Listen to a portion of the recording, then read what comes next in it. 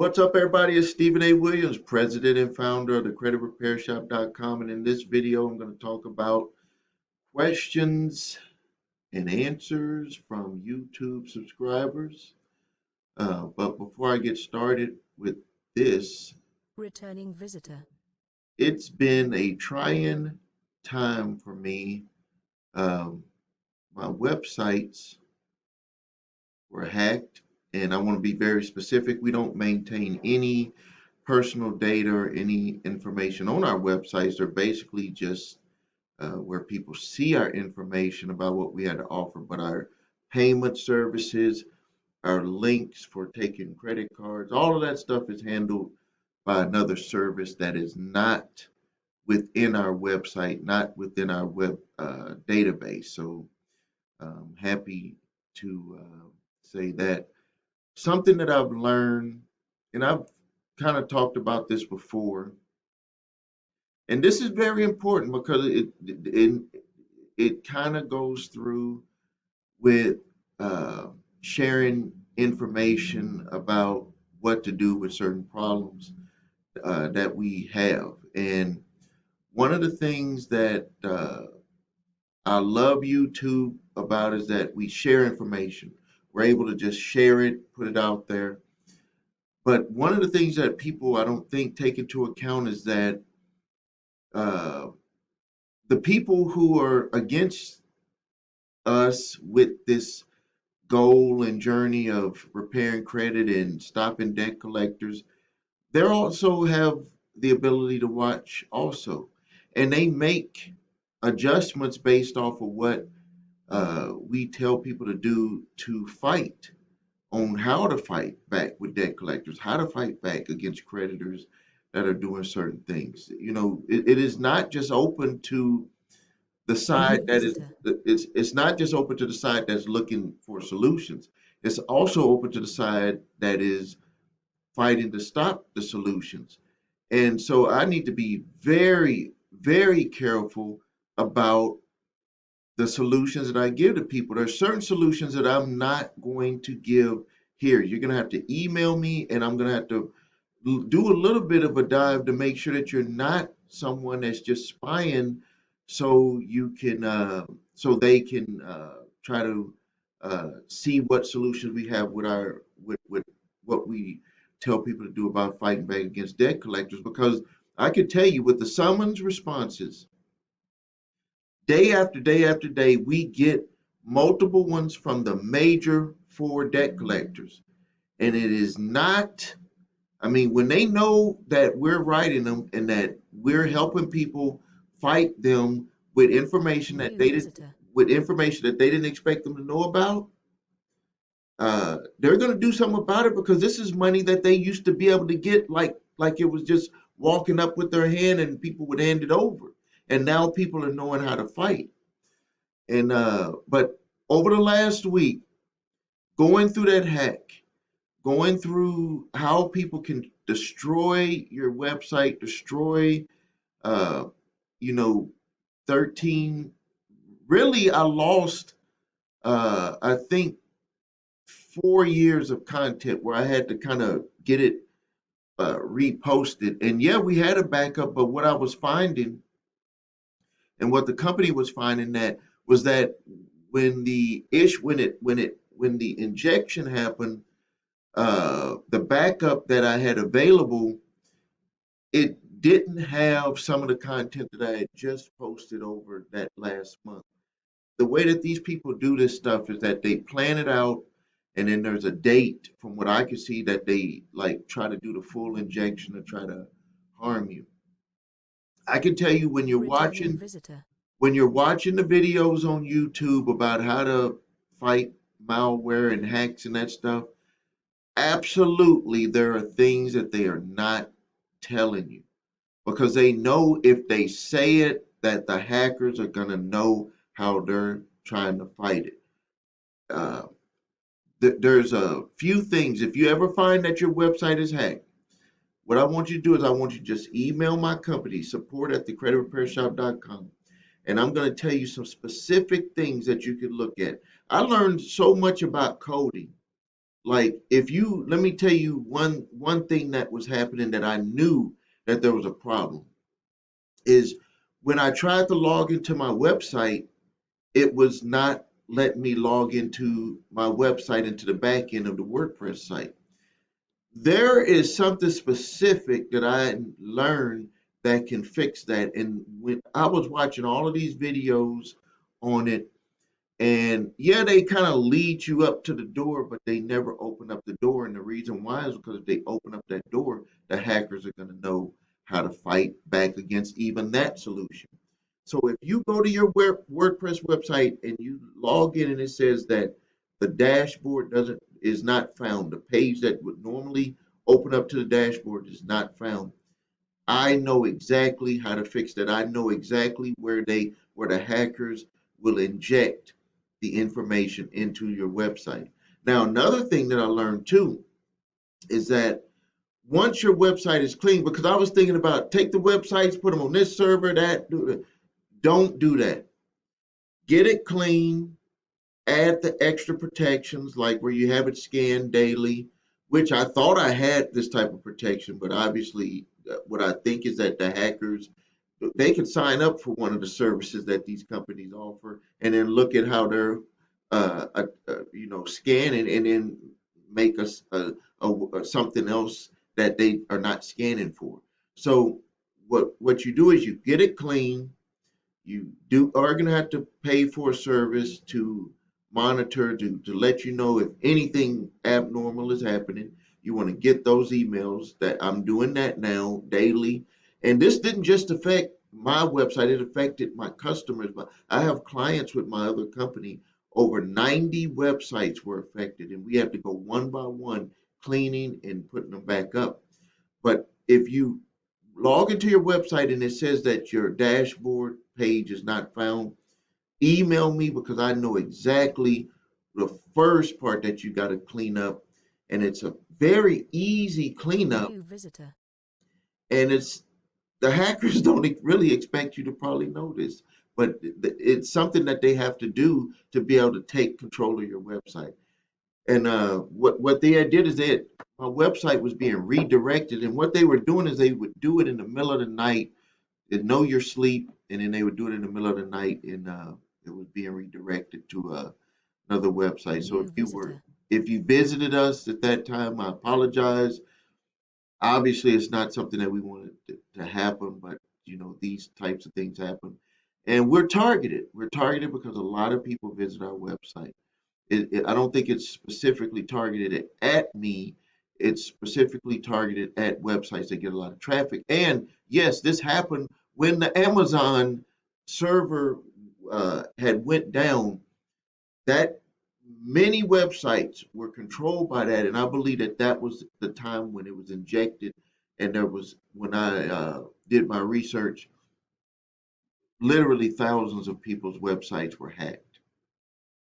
So this is what we live in, and this is just it's like someone coming in and burning down your building, and then you have to rebuild it. This is something similar to that, but it's just done with technology. So now let's get to the questions and answers. We had someone who watched my ICDC video, and they said that their husbands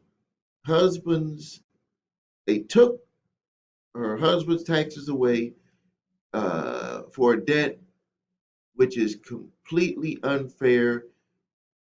I wasn't married to him yet. We only lived together. Okay, and I think I answered this the wrong way, but I'll fix it. But hopefully you're watching this video. Uh, so yeah, so you went to ICDC college, had a student loan back in 2009, and they came after you for uh, the the school payment, even though it's closed, and the IRS took your husband's taxes, even though you weren't married. In some situations, this can happen, and I wrote that. Did you notify the IRS? You would not normally be responsible, But when it comes to student loans and the responsibility by marriage, it is possible. You need to contact the IRS for guidance on that. From my experience, you would not have been responsible. And also, this is what you need to do now. And I'm gonna write this response in here. I want to pause the Returning video. visitor. I want to pause the video to put this response in here because it's very important. All right, when I was talking about the answer, the other thing, and I've talked about this before, is that if there is a list of schools that got shut down. It grows every day. And this was one of those schools that was like a fraudulent type school. And there's a forum on the Department of Education's website that talks about how to deal with these schools that closed, that were either defrauding people, just doing it to get loans. There is a form to get that debt forgiven. And especially now, with Biden being in office, uh, they've reopened that department. Now, people are trying to just get them to just do a blanket debt forgiveness on student loan for a certain amount, I think up to 50,000. But you can get this. This was something that was in there before when Obama was in office, and it had went away when Trump got into office. And now it is back open where if a school defrauds you, which I can't believe why when Trump was in there they took this away. Like this is just something like that you should have kept. When you were defrauded by one of these schools, they have no right to be able to get that money. They should be finding those people and charging that, getting clawing back that money that they received. But what they allow those schools to do is just to file bankruptcy, and they ran off with all of the money, and then the Department of Education is trying to collect. And basically, the way that they were doing it before is if you could file a complaint and there was a form and that debt could be forgiven, and if you paid any debt collectors that money, you can get that money back. I have someone here on YouTube that got $3,000 back from that. Let's go to the next one. Let's see here. Okay, what to do if you didn't get proper notice of a repossession was going to take place, and now my car has just been repossessed 2 days ago. They do not have to give you notice that your car is going to be repossessed. They will tell you that your car is going to be repossessed if you don't make up the payments. They will tell you that, but they do not have to tell you when they're going to repo it. They just send someone out to repo it. In some states, it's supposed to be really in most states they cannot do what's called a hostile repossession. That's where hostile repossession. That's where you are there with the repo person. If you say, I don't want you to take my car, uh, and then they try to call the police or try to do something, they cannot legally take your car in most states. But the police have not really followed that law. You would probably have to have it there where they can just read it and say you cannot allow a hostile repossession. That's where I don't agree with it because this is a civil action and you are still on the title and the lien holder is on the title. So this is something that has to be worked out civilly, but they do not have to. Someone wrote here, Santander was my bank before Wells Fargo bought them out. I'm not sure about what that, if they bought something, some accounts. I did not see that Santander was purchased by Wells Fargo. I do not see any news reports or anything about that. I did see a news report where Wells Fargo and Santander are trying to reassure their stockholders that the subprime market is alive and well. I guess right now subprime market is struggling, and they wanted to reassure their investors that it is. Someone wrote that they used an attorney for a class action, and it said that even if you got $5 back, it was better than nothing. And I believe that the reason why that attorney said that is that if there's a lot of people that's involved, we might look at ourselves as one individual that got $5, but what if they had a million people in the class action? That's $5 million. And basically, what they're saying is that even though the amount is low, you've kind of taught the company a lesson by being involved, included, and making them pay even that $5 out for your case or for your settlement. We got someone here. I've been calling your company, spoke to Jamil. He told me to send in my answers and the court summons, and then he stated that he is not the guy that would do the prep work. We have a service for that. It's only Returning visitor. $149. We'll write your response, but it's seeing right here. And sorry I didn't see it until now. I just really got back to answering these comments. Um, it said that you got to go to court today, the December 21st. So I want you to send me an email, and I want you to, and I'm going to write back what you need to look out for. I'm not going to say it here because the debt collectors are watching, and we don't want to give them a leg up on what we want you to specifically ask for once you get to court. And what I get you to ask for does work. This person, they said, I was living in Mississippi at the beginning of my pregnancy and had Mississippi Medicaid. I had to go to the hospital and it was supposed to be covered by Medicaid. 1 month later, I moved back to Alabama. Now, 2 years later, it's popping up on my credit report. What you need to do is, number one, you need to write to them to ask them to give you the information that allowed them to place it on your credit report. Is it showing anything about the type of medical services that you got? That would be a violation of the HIPAA Act to even place that information on your credit reports. The next thing is that you need to do for the bill is to also send a furnisher letter to the company medical provider to have them do an audit, because if you believe that it was supposed to be paid for, this was supposed to be paid for. Now, maybe what they're doing is what we talked about with that, where they can send you that surprise bill. They actually call it that, surprise bill from your medical services. And this comes from, if Medicaid would not pay the full amount, they could try to come and get the other amount from you. And this is also happening if you have regular insurance. So don't try to say, well, you shouldn't have had Medicaid or whatever. This is actually happening with people with regular private insurance, where a lot of people don't know that when you have a bill, your insurance calls the hospital and says, hey, we're not going to pay that $10,000 that you want. We're going to pay you $5,000 for it. And the hospitals, they'll usually say, well, we'll take 5,500 or 6,000. I'm just throwing out examples. And then they'll consider it paid in full. Insurance sends that. Well, what's happening now is that I guess the insurance companies are like, hey, we want to even go lower, or they're still doing what they're doing in the hospitals, are sending out bills to people, saying, hey, your insurance only paid 5,500. We want to get the other 4,500. We want the rest of that. And they send what's called a surprise bill. You don't even know that it's coming.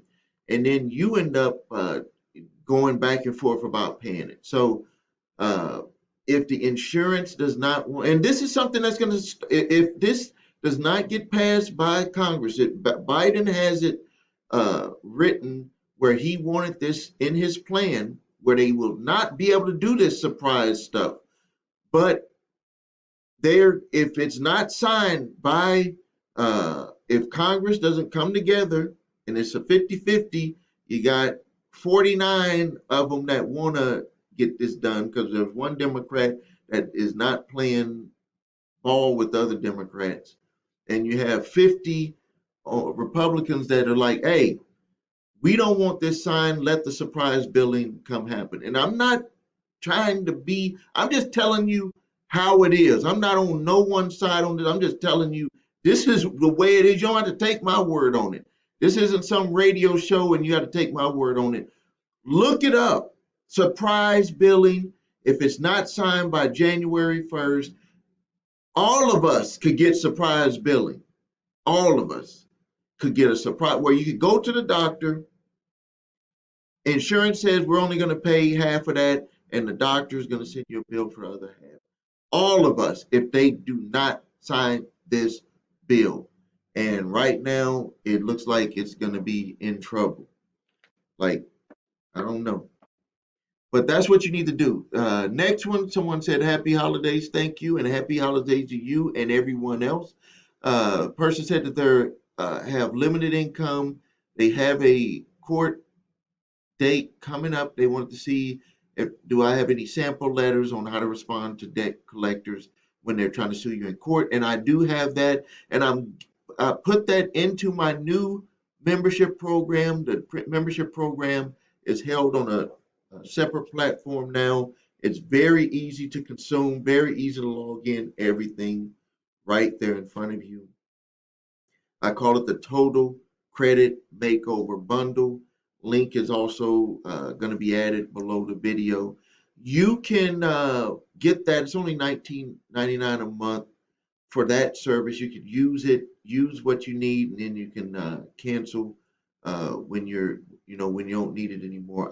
I'm constantly putting new information in there because uh, really that's going to be the platform where I might talk about it here, but I'm going to need to put it into a secure platform, at least to where uh, I can see who's consuming it and make sure that it's not some type of debt collector that's just trying to see how I'm trying to tell you how to fight back against them.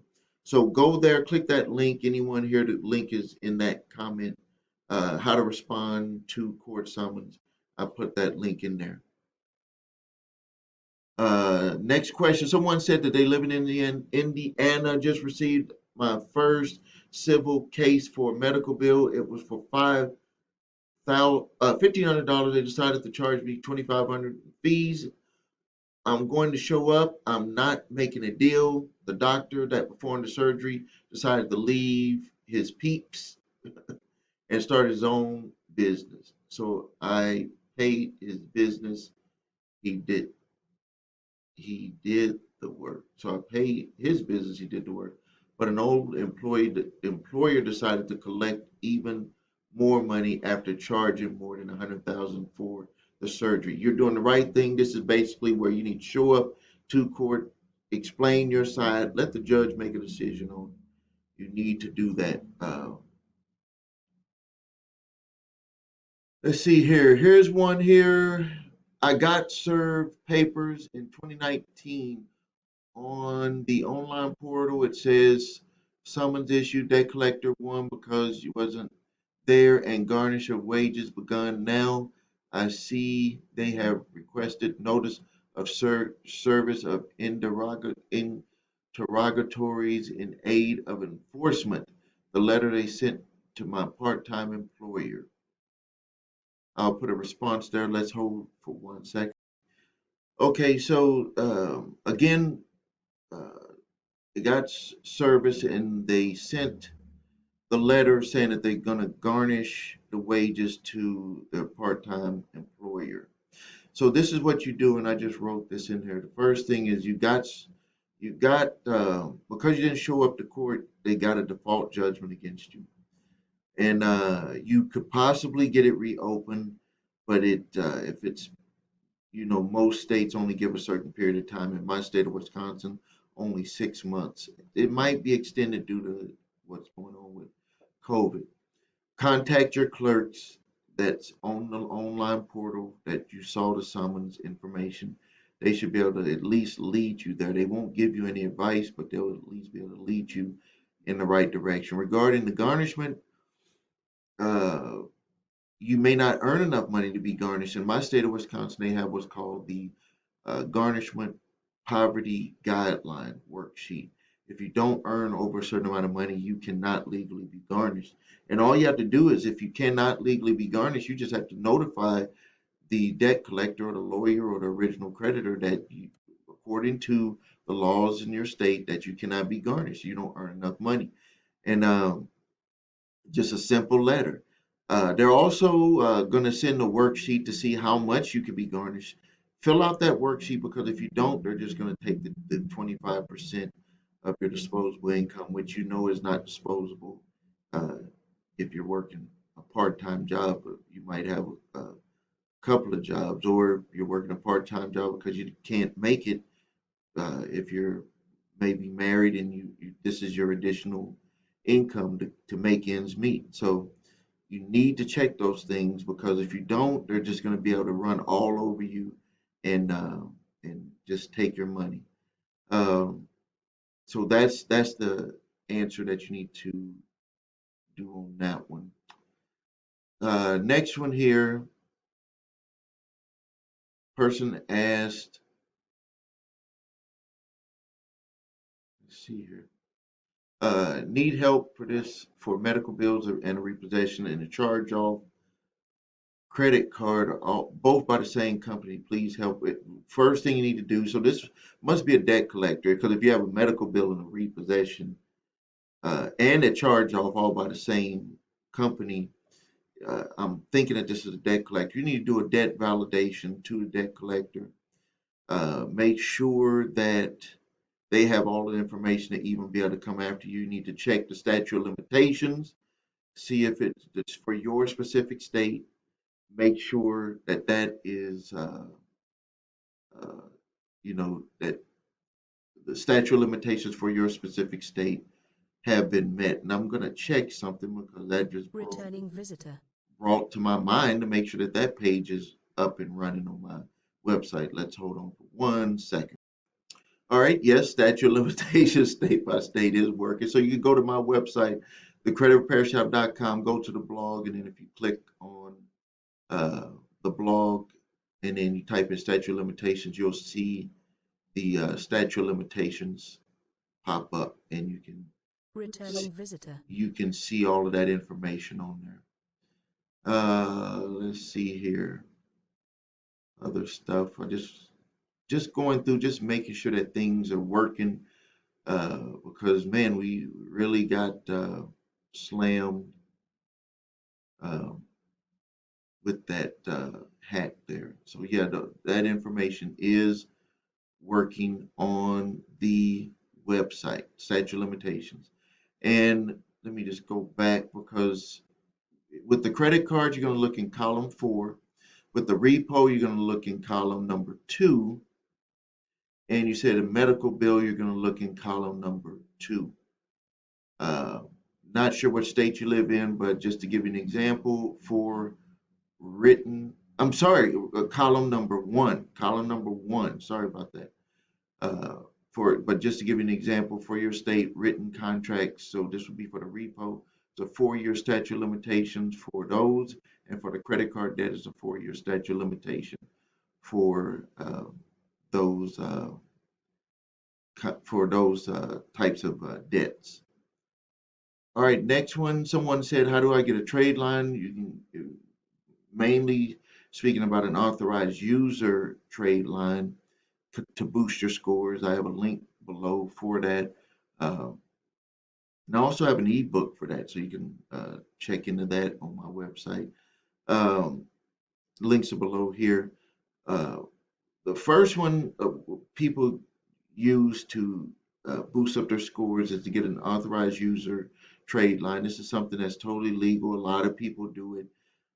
Usually for 2 to 3 months, you can get it placed on there. Maybe you have a relative that'll let you place it on there longer, but you got to be very careful when you're using these trade lines. They cannot overuse the amount of available credit. So if, let's just say they have 10,000, max amount should be 2,500 bucks on a month, and they need to be have an excellent payment history, not just couple of months. Need to be months worth.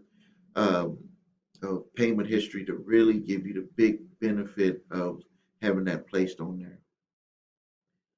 But this is something that a lot of people do. It's legal.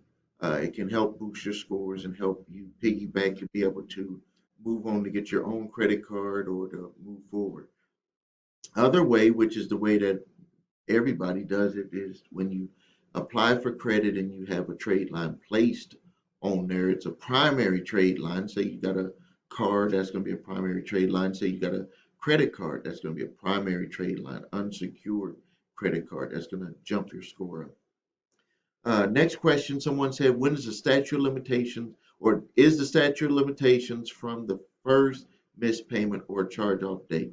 And it is from the charge off date, not from the first payment. All right, so we're going to end the video here. If you need help with your credit, please visit us at thecreditrepairshop.com. Watch the video, What Makes Us Different. Please subscribe to the channel. Please post your comments. Please ask your questions.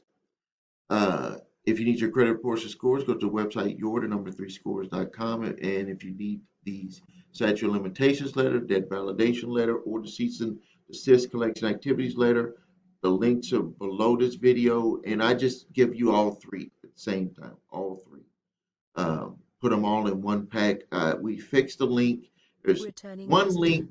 The page might have two different links, but it's going to the same thing because I had discovered number one, that one of the links wasn't working properly, and then number two, we had to redo the website, that the content page was not there because it was something that I did after the last backup that we had placed on the site. If there's any links that are not working, please notify me in the comments and I will get those working. We're working hard to get those all back up. Thank you for your time. This is Stephen A. Williams, President and founder of thecreditrepairshop.com.